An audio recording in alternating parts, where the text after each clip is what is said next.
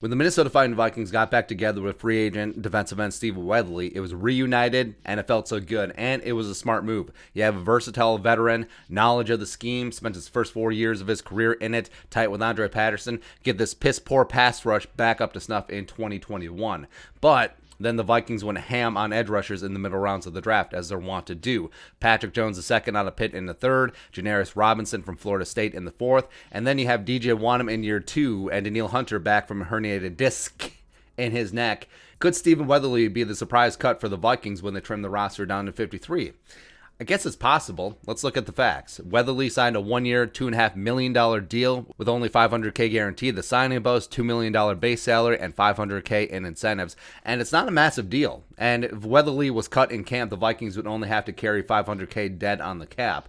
But I think that Weatherly will likely make the roster. Teams typically carry 9 to 10 defensive linemen on the 53. Let's say 5 to 6 will be edge rushers. Danielle and Wanham are locks. You have Jones and Janarius are likely going to be making the rosters given their draft status and unlikely to get through waivers onto the practice squad if they did move on. So that's 4 spots. Plus, remember, there's a preseason this year for young guys to impress. So Jones, Janarius, and Wanham can show their wares in the 3 preseason games. And then you have fourth-year guy Jalen Holmes, who just seems to stick around.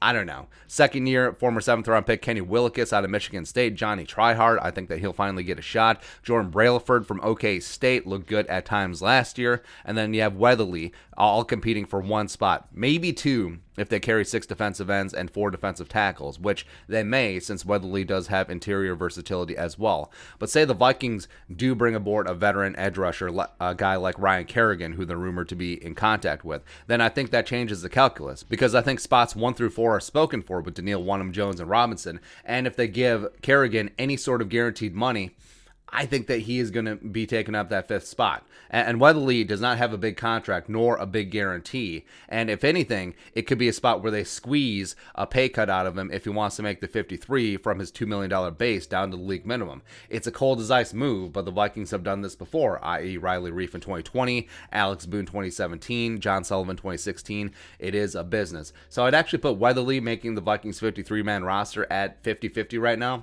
I think it's significantly worse if they do sign a guy like Ryan Kerrigan. So he's a veteran to watch who potentially could be on the bubble as we move through the offseason towards training camp. But your thoughts? Could Steve Weatherly be the surprise cut for the Vikings this year? Let us know in the comment section below. Subscribe for daily Vikings takes. Want to support that work post on the Venmo. But until next time, Skol, production value.